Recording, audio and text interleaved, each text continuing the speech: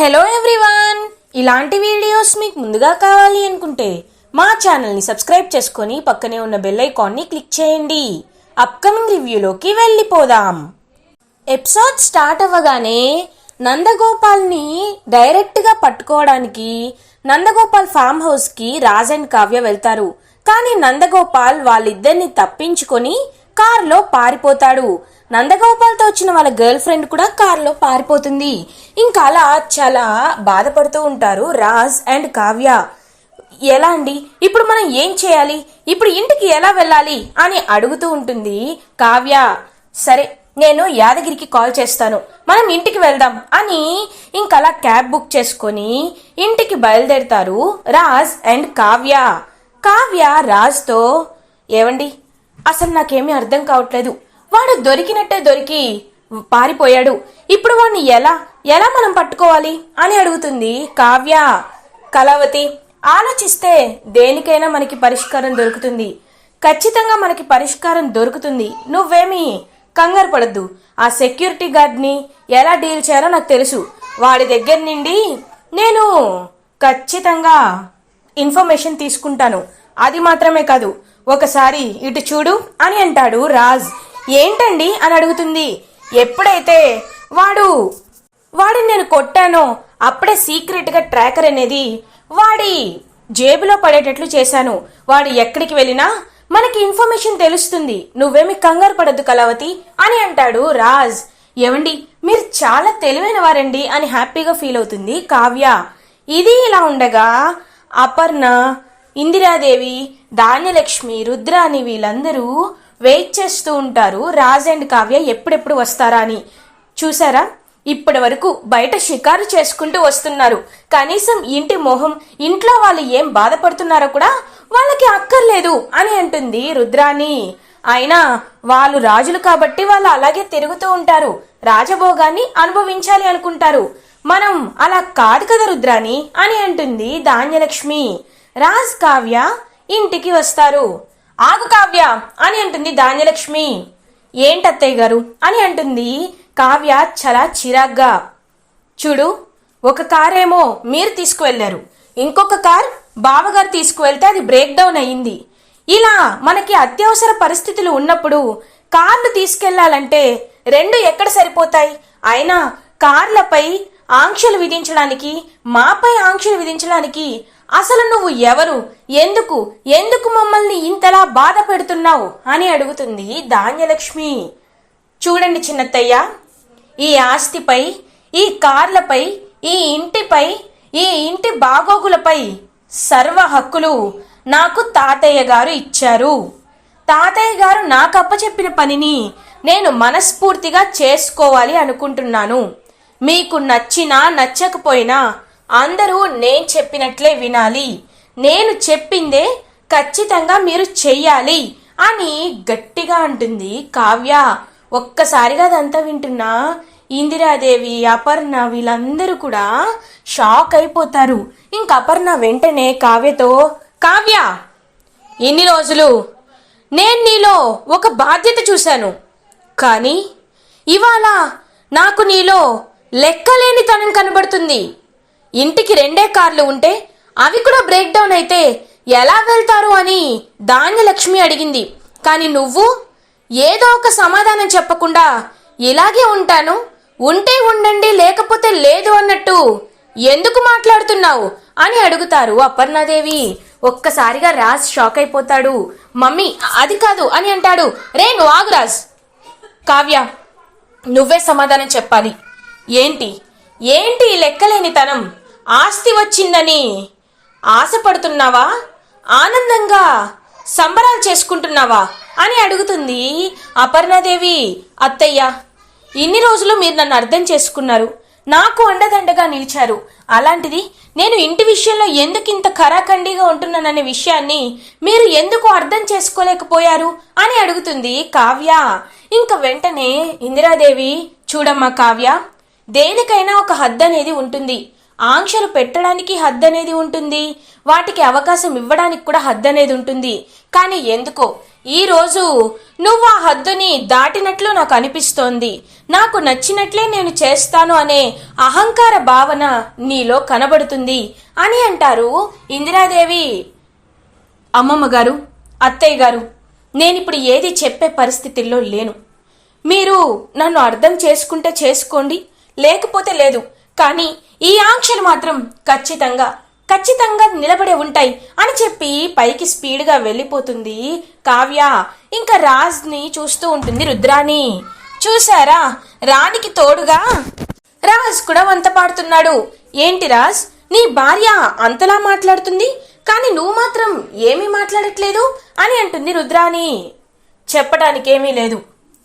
నా భార్య కళావతి ఏం చెప్పిందో నేను అదే చెప్తున్నాను అని చెప్పి అక్కడి నుండి వెళ్ళిపోతాడనమాట. అలా ఇంకా రాజు కూడా ఆహాహా, ఎలా ఉండేవాణ్ణి ఎలా మార్చేసింది. అసలు కళావతి అంటేనే పక్కకి వెళ్ళిపోయేవాణ్ణి కొంగున కట్టుకొని తిప్పుతుంది. కనీసం ఇంటి పరిస్థితి ఏంటి అనేది కూడా అర్థం చేసుకోకుండా, ఇంట్లో పరిస్థితిని కూడా కాపాడకుండా కావ్య ఒకటంటే ఒకటే అంటున్నాడు, ఐదంటే ఐదే అంటున్నాడు. రాజులో ఇంత మార్పు వస్తుందని నేను అస్సలు అనుకోలేదు. నిజంగా కావ్య చాలా గ్రేట్ అని రుద్రాని అక్కడి నుండి వెళ్ళిపోతుంది. ఇంకా అలా అపర్ణాదేవి కూడా చాలా బాధపడుతూ, సుభాష్ కూడా ఇంకా అలా అందరూ ఎవరి రూమ్కి వాళ్ళు వెళ్ళిపోతారు. అప్పుడే ఇంకా ఇది ఇలా ఉండగా రాజ్ ఇందిరాదేవి దగ్గరికి వస్తారు. నానమ్మ అని పిలుస్తాడు. రాజ్, ఏంటి నాన్న, ఏమైంది అని అడుగుతారు. నాన్నమ్మ, అందరూ అపార్థం చేసుకున్నట్టు కళావతిని నువ్వు కూడా అపార్థం చేసుకున్నావా అని అడుగుతాడు రాజ్. లేదురా, కానీ ఎందుకు ఇంత మొండిగా కళావతి ఉంటుంది? అసలు కావ్య ఇలా అందరికీ ఆంక్షలు విధించి మొండిగా ఉండాల్సిన అవసరం లేదు. ఎందుకు ఇలా మొండిగా ఉంటుంది అనే విషయమే నాకు అర్థం కావట్లేదు అని అంటారు. ఇంకా ఇందిరాదేవి, నాన్నమ్మ, ఎవరు అర్థం చేసుకున్నా చేసుకోకపోయినా నువ్వు కళావతిని అర్థం చేసుకోవాలనే నీకు నిజాన్ని చెప్పడానికి వచ్చాను. నాన్నమ్మ, తాతయ్య తన ఫ్రెండ్కి షూరిటీ పెట్టాడు. వాళ్ళ ఫ్రెండ్ మనవడు చిట్ ఫండ్ కంపెనీని స్టార్ట్ చేశాడు. కానీ వాడు అప్పులు చేసి 100 కోట్లు పంగనామం పెట్టి అక్కడి నుండి వెళ్ళిపోయాడు.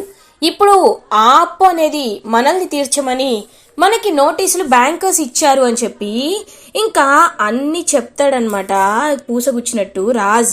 ఇంకా ఒక్కసారిగా అదంతా విని షాక్ అయిపోతుంది కావ్య ఇందిరాదేవి.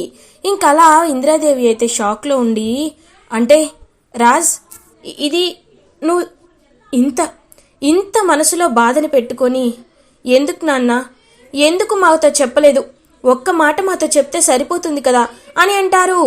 లేదు నాన్నమ్మ, నేను ఈ విషయాన్ని ఎవరితో చెప్పాలి అని అనుకోవటం లేదు, అందుకే నేను చెప్పలేదు అని అంటాడు రాజ్. చూడండి, మీరు ఏం చేయాలనుకుంటే చేయండి, ఖచ్చితంగా ఆ నందగోపాల్ దొరుకుతాడు, న్యాయమే గెలుస్తుంది అని అంటారు.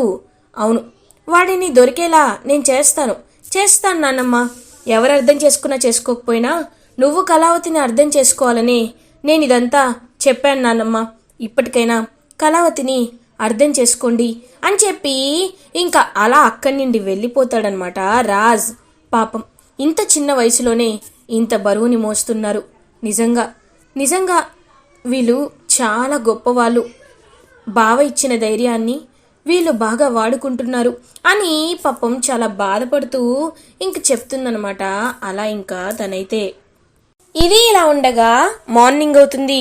రాజ్ కావ్యతో, కళావతి, వాడి లొకేషన్ ట్రేస్ అయింది, పద వెళ్దామని చెప్పి ఇంకా అలా నందగోపాల్ దగ్గరికి బయలుదేరుతారు రాజ్ అండ్ కావ్య. ఇది ఇలా ఉండగా నందగోపాల్ అనామికకి ఫోన్ చేస్తాడు. హలో, ఎవరు అని అడుగుతారు. నేను మేడం అని అంటారు.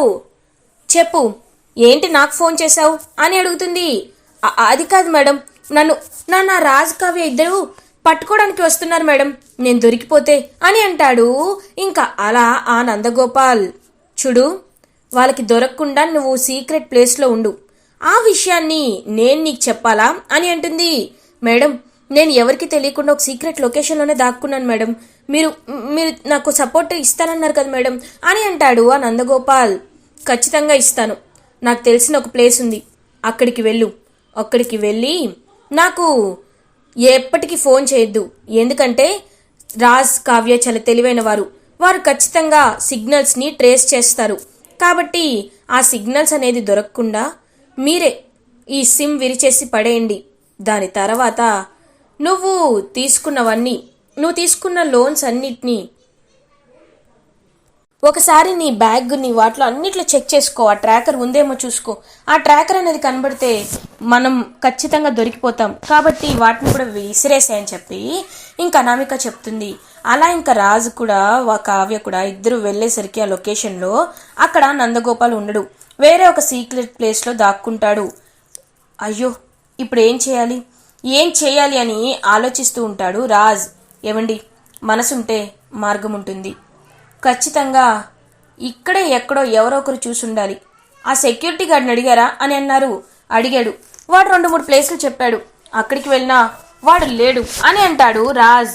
అలా అయితే ఏం చేయాలి అని అడుగుతూ ఉంటాడనమాట. ఇంకా అలా రాజ్, ఏమండి, నాకు ఒక విషయం అర్థమైంది. ఏమండి, దీని వెనకాల నాకెందుకో అనామిక ఉందని గట్టిగా అనిపిస్తోంది. ఎందుకంటే తన సపోర్ట్ లేకుండా ఇతను ఇంత సీక్రెట్ ప్లేస్లో దాక్కున్నాడంటే ఖచ్చితంగా అది అనామికనే చేసిందనిపిస్తోంది. కాబట్టి మీరు ఎలా అయినా అనామిక అడ్రస్ ట్రేస్ చేయండి. తనకి ఏదైనా secret locations, Samanth group of ఇండస్ట్రీస్కి తెలిసిన సీక్రెట్ ప్లేసెస్ ఏమైనా ఉన్నాయేమో తెలుసుకోండి అని చెప్పి ఇంకా కావ్య చెప్తుంది. అదే టైంలో కావ్య ఇలా పక్కకు చూడగానే అక్కడ ఇంకా అలా నందగోపాల్ అయితే దొంగ వేషంలో ఒక ఆటో డ్రైవర్గా టీ తాగుతూ ఉంటాడు. ఇంకా అలా చూస్తూ ఉంటుంది కావ్య. హలో, నువ్వు అని అంటుంది.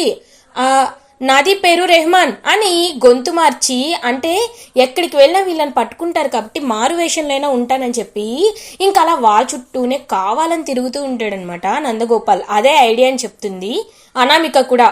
నీ పేరు రెహమానా, ఏదో ఒకసారి మొహం చూపించు అని అంటూ ఉంటుంది కావ్య. నాది పేరు రెహమాన్ అంటే అర్థం కాదా అని అంటూ ఉంటాడు రెహమాన్. ఇంకా అలా కరెక్ట్గా చేతికి చూసేసరికి, ఏవండి, మీరు నిన్న కొట్టారు కదా, వీడే.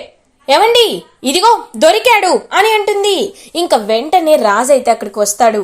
ఏరా, ఇంత ఫ్రాడ్ చేసి ఇప్పుడేమో మా చుట్టూనే తిరుగుతూ మారు వేషం వేసుకుంటావా అని చెప్పి టపా కొడుతూ ఉంటాడనమాట ఇంకా రాజ్.